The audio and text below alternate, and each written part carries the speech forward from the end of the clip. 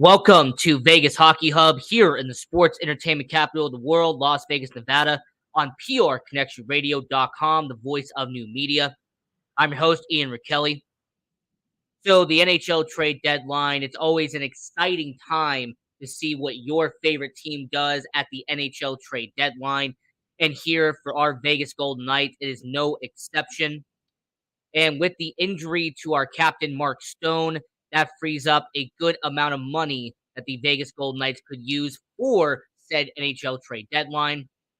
And as a matter of fact, the current situation the Vegas Golden Knights have before the Mark Stone situation, they only had $1.1 million in current cap space.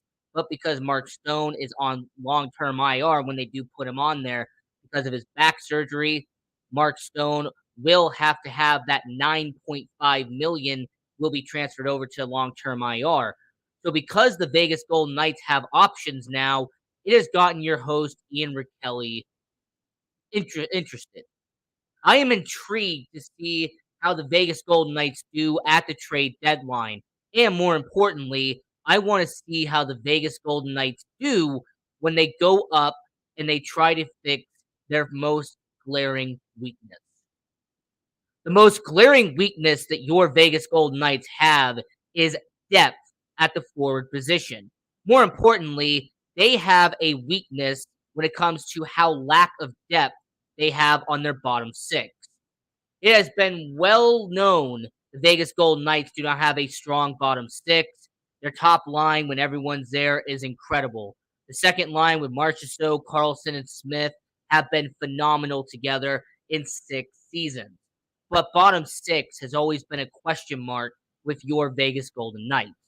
So, here on tonight's episode of Vegas Hockey Hub, your host Ian Rakelli, I'm going to give you not one, not two, not three, not four, but 5 possible forwards the Vegas Golden Knights could acquire at the NHL trade deadline 2023. And I will give you a reason for why they would do it, and I'm going to give you a reason for why Vegas wouldn't do it. So to start this off at number 5, and I have him on my screen, so it gave a little bit away, I'm going to go with Arizona Coyotes forward Nick Bjugstad. So Nick Bjugstad is a fascinating case because of who he is. So the Arizona Coyotes, Nick Bjugstad, is currently on the second line. He's a second line center for the Arizona Coyotes. This season, as a middle six forward in Arizona, he has had 11 goals, 21 points, a +8 in 51 games for Arizona. Now, Nick Bjugstad, the former 2010 first-round pick by the Florida Panthers, a guy who has been a longtime stalwart in the NHL. Now, Nick Bjugstad, the one positive I would give, and him being a veteran, I will say is a positive to Vegas, is the amount of games Nick Bjugstad has played throughout his career. He has established more than 600 NHL games in his career. This is the same Nick Bjugstad who's been in Florida, been in Pittsburgh, Minnesota, now Arizona. So he has had a lot of value to 4 teams that he has played with.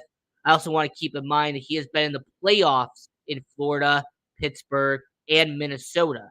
So he has provided playoff experience and value in terms of production as a member of Pittsburgh, Florida, and Minnesota. As a matter of fact, Nick Bjugstad was part of the Minnesota Wild team that took on the Vegas Golden Knights in round 1 in the 2021 Stanley Cup playoffs. He was part of that team. Now, I want to keep in mind the best season that Nick Bjugstad's had in his career was a 49-point performance in 2017-2018 in Florida. He has also had some stellar years with Florida. There was one year that he had 22 assists in one single year. That was his highest mark.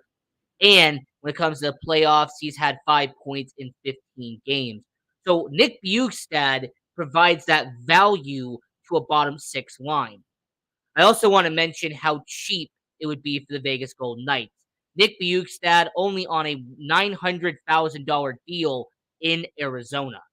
So this past offseason, Nick Bjugstad, he had signed that 1-year deal, $900,000 to play in Arizona, taking kind of a 1-year flyer with Arizona after taking another 1-year deal that he did with the Minnesota Wild back in 2021. So Nick Bjugstad is someone that I could say positively your Vegas Golden Knights could put on a bottom six and you could get some value out of him. Now, would I say that you probably would have to give up something on the defensive end? Would you have to give up maybe a prospect, maybe a mid-round pick to get Nick Bjugstad? Most likely. But I believe that under the right circumstances, the Vegas Golden Knights, you have your first round pick this year, first round pick next year, first round pick the year after that. I mean, the Vegas Golden Knights, they do have majority of their draft capital. They've only had to give off maybe 2 or 3 picks in upcoming trades. So at number 5 for the Arizona Coyotes, forward Nick Bjugstad is someone that I would say could be an interesting partner for the Vegas Golden Knights. Now at number 4, we're going to go up to Calgary because the Calgary Flames do have a player who is a little bit on the young side and would provide value to the Vegas Golden Knights if they actually had him play for Vegas. At number 4, I have Dylan Dubé from the Calgary Flames.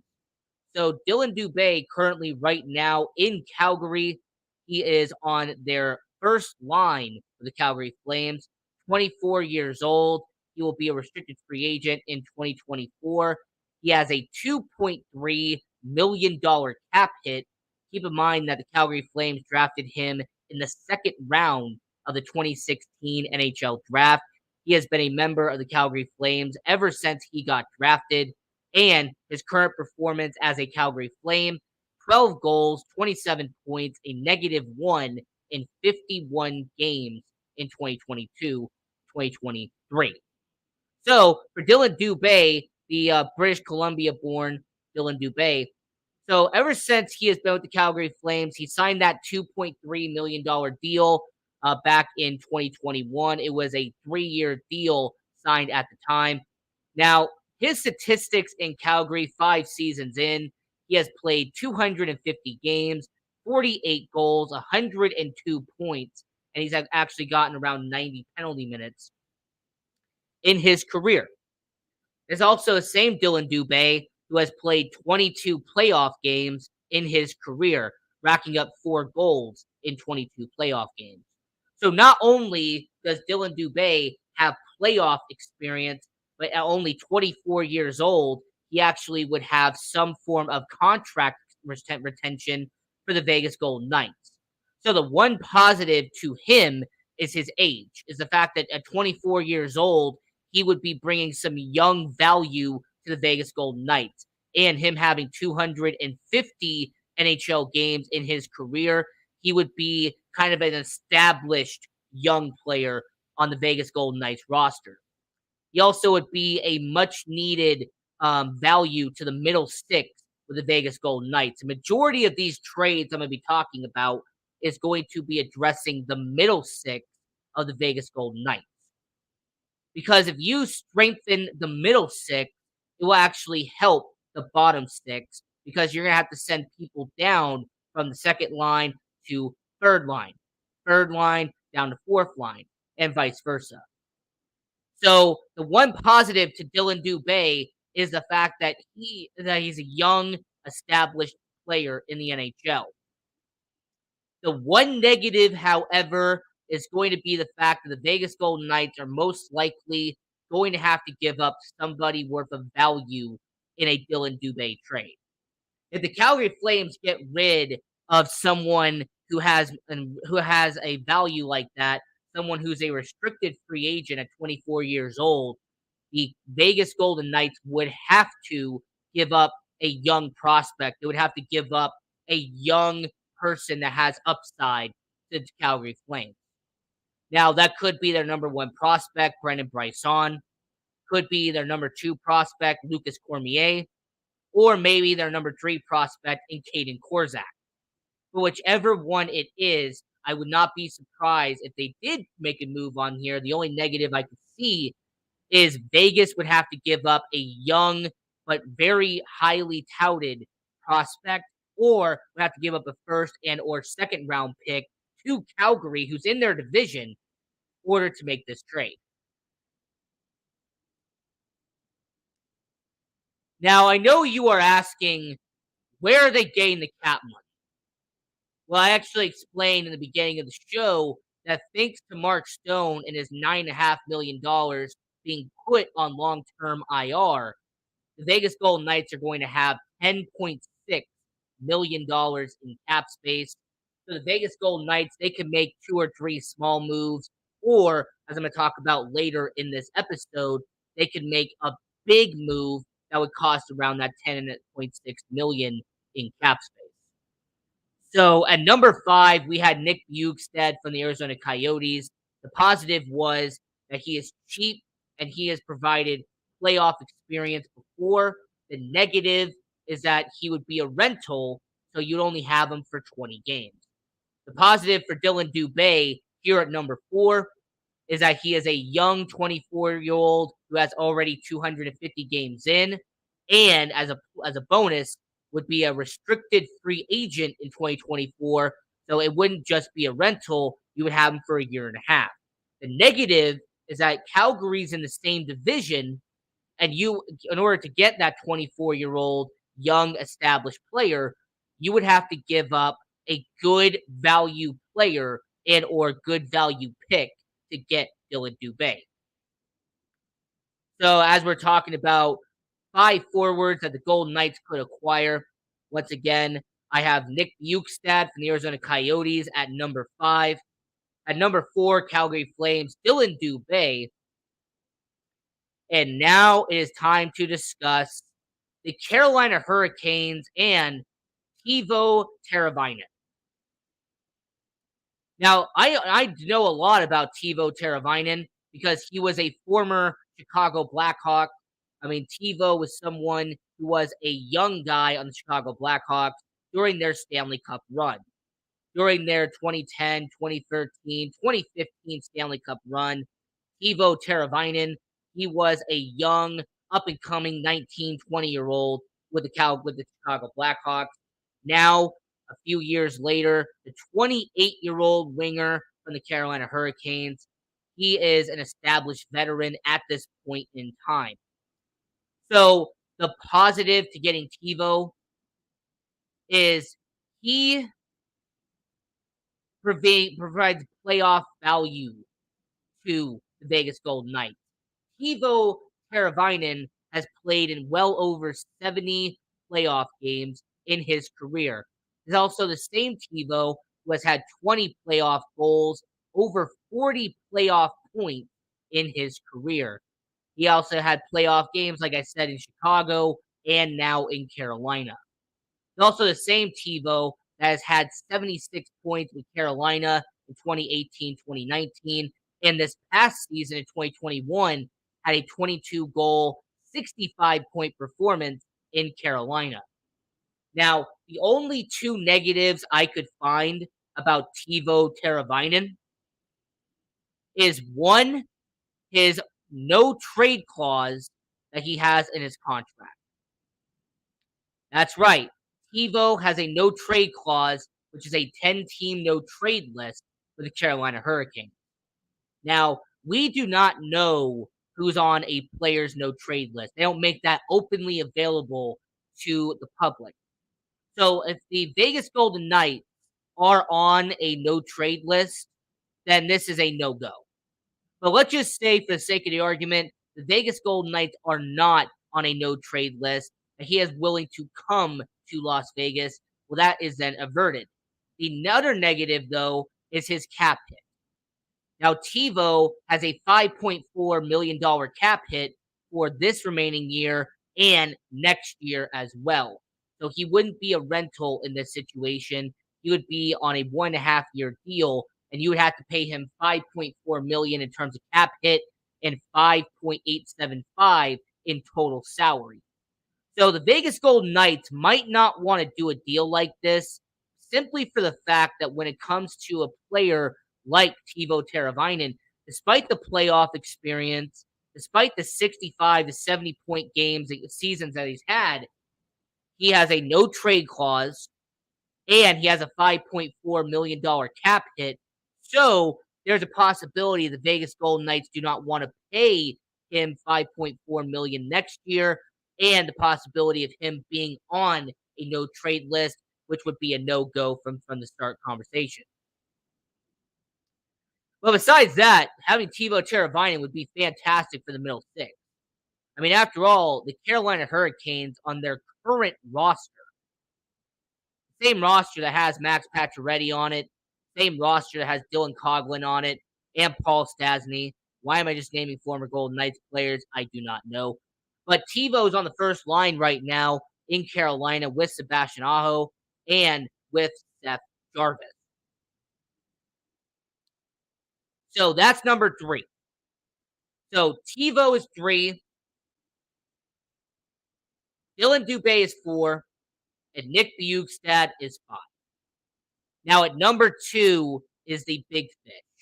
As we're talking about 5 forwards that the Golden Knights could acquire at the NHL trade deadline here on Vegas Hockey Hub, here in the sports entertainment capital of the world, Las Vegas, Nevada.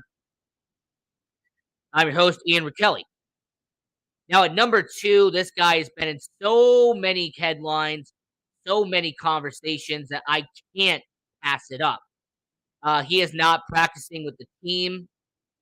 He has actually not been doing much with the team, actually evaluating what his future is like with Chicago Blackhawks. And yes, I will say from a Chicago Blackhawks fan perspective, you obviously would not want to see Patrick Kane go. This is a guy who has scored over 1,200 points in his career, all of them with Chicago Blackhawks. This is the same Patrick Kane who has been a 3-time Stanley Cup champion, all in Chicago. This is somebody who has had Game 7 moments in Chicago. Patrick Kane, it doesn't matter if he gets traded this offseason or not. Patrick Kane will be a Chicago legend regardless of what happens at the trade deadline. But since the Chicago Blackhawks are tanking for Connor Bedard, I'm sorry, I'm just calling how it is.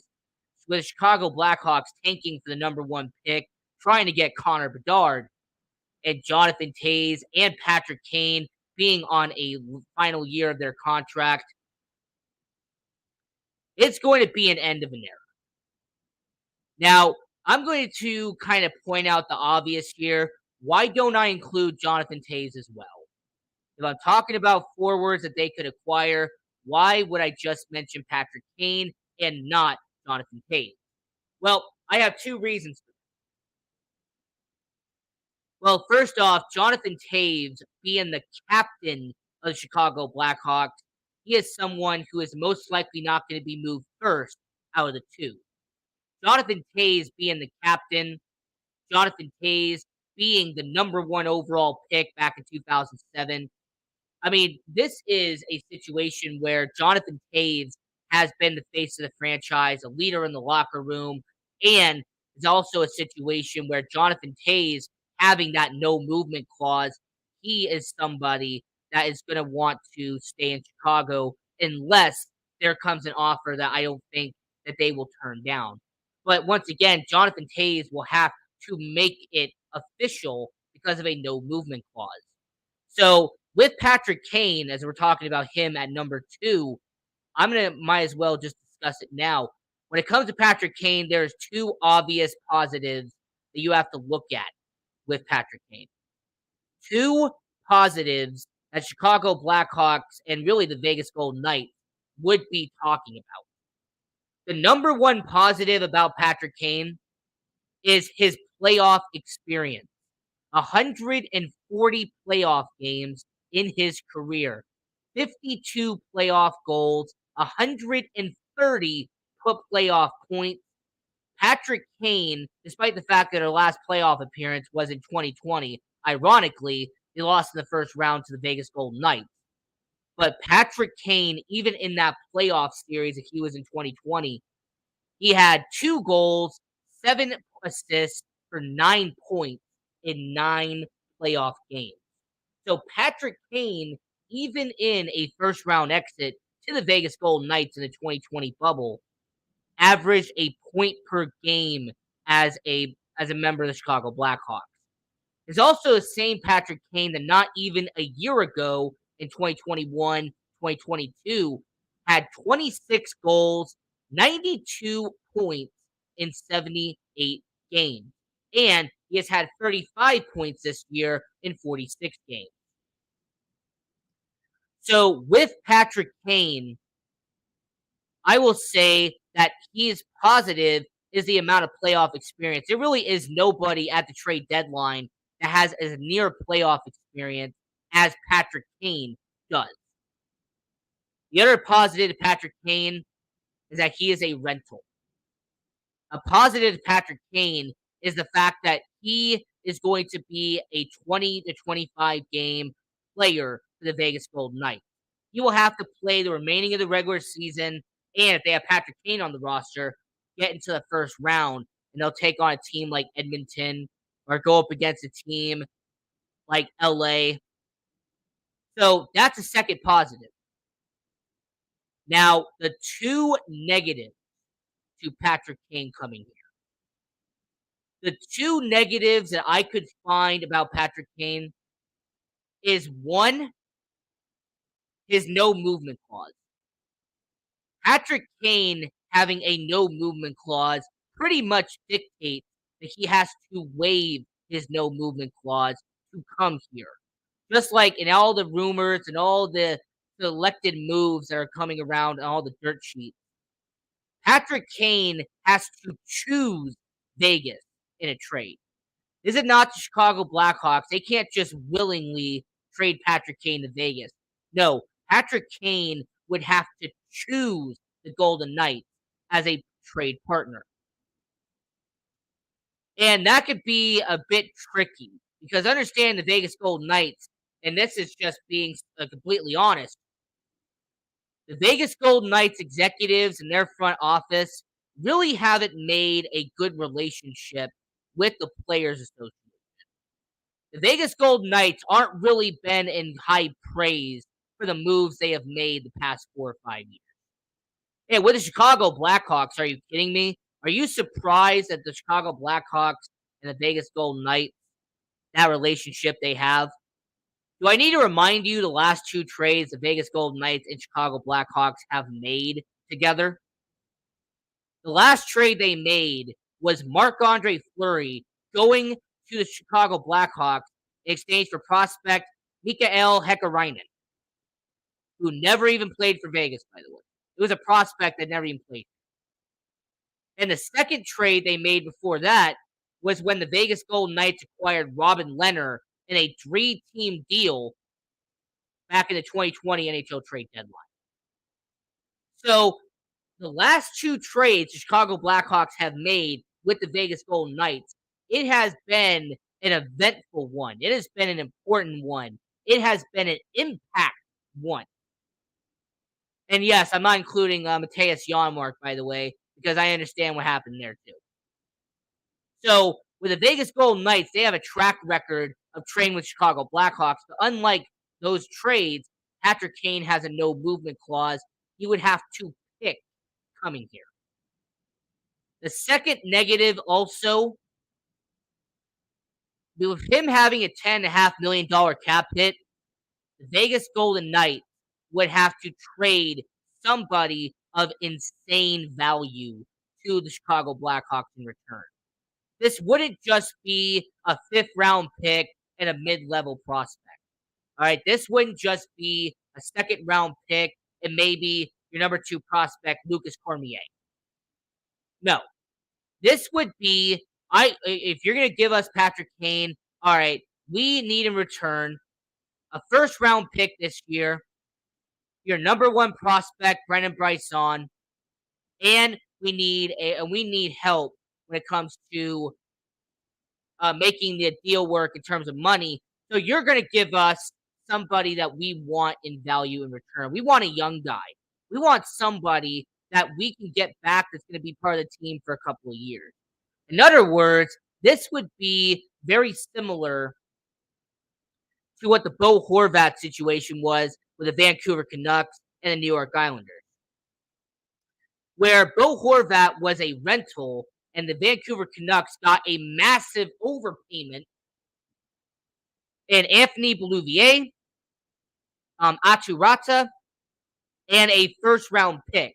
They got in a well established top six forward, a top prospect, and a first round pick. So I would not be surprised if that's what has to happen here as well, which would kind of be a negative to the Vegas Golden Knights. I don't think they would want to give up that much for someone like Patrick Kane. However, as a Vegas Golden Knights fan, as somebody who's been watching this team long enough, I can tell you that this team has done a lot of things lately that has been considered crazy. So, number 2 is Patrick Kane. Number 3 was Teuvo Teravainen from the Carolina Hurricanes, former Chicago Blackhawk. Number 4 would be Dylan Dubé from the Calgary Flames. And at number 5 would be Nick Bjugstad from the Arizona Coyotes. But the number 1 forward that your Vegas Golden Knights could acquire at the NHL trade deadline, someone I believe will provide insane value to the Vegas Golden Knights, we have from the Detroit Red Wings, Tyler Bertuzzi. And the reason why I say Tyler Bertuzzi would be an excellent pickup for the Vegas Golden Knights is that he has 3 positives and only 1 negative to him. So the first positive to Tyler Bertuzzi is the fact that he has some toughness. He shows some gritty. He is someone at 27 years of age. He is someone that you could put on your middle six here in Vegas. And you know that you are going to get an insane amount of value from Tyler Bertuzzi. I also want to mention that this is the same Tyler Bertuzzi that's similar to his dad, Todd Bertuzzi. He is someone that with the Detroit Red Wings had a 62-point performance in 68 games in 2021-2022. He has also played over 300 NHL games, 86 goals, 194 points, and he has racked up near 170 penalty minutes in his career. The second positive to Tyler Bertuzzi is that he is a rental. He would be, at the end of the year, a free agent. So you would only be getting Tyler Bertuzzi for 20 to 25 games, considering how far you go in the playoffs. And lastly, the main reason why the Golden Knights would want Tyler Bertuzzi is the fact that you'll have to give up a first round pick. Maybe you'll have to give up, a number 2 prospect, number 3 prospect. But at the end of the day, when it comes to Tyler Bertuzzi, the one main positive that I can take away from it is that he provides value to the one weakness the Vegas Golden Knights have. And that is finding someone who could be a replacement in that middle six. Because with Mark Stone being injured, you had to have Jonathan Marchessault be on the first line with Jack Eichel and with Paul Cotter or Chandler Stevenson, depending on who they put on the first line. When you get Bertuzzi, he would be a guy you would put on the second line. You could team him up with Riley Smith, William Karlsson. You can move the lines around, have him be alongside, Phil Kessel, and have him alongside Chandler Stevenson, Michael Amadio, Paul Cotter. There's a lot of combinations you could do if you have Tyler Bertuzzi on the Vegas Golden Knights. That only negative that I mentioned earlier about Tyler Bertuzzi is that he has had no playoff experience in his career. So if you acquire him, this will be the first time in his career he will be in the Stanley Cup playoffs. And I know the Vegas Golden Knights are going to want to acquire somebody that has some playoff experience, that has some, I've been there, done that type of mentality. But you let me know in the chat down below. You let me know in the comment section. Out of these 5 forwards, who do you want the Vegas Golden Knights to acquire? Once again, number 1, Tyler Bertuzzi from the Detroit Red Wings. Number 2, Patrick Kane from the Chicago Blackhawks. Number 3, Teuvo Teravainen from the Carolina Hurricanes. Number 4, Dylan Dubé from the Calgary Flames. And number 5, Nick Bjugstad from the Arizona Coyotes. So until next time, this is Vegas Hockey Hub. I'm your host, Ian Rakelli. We have another episode planned for you. And so stay tuned for that one. Until next time, continue watching hockey. Go support junior hockey and go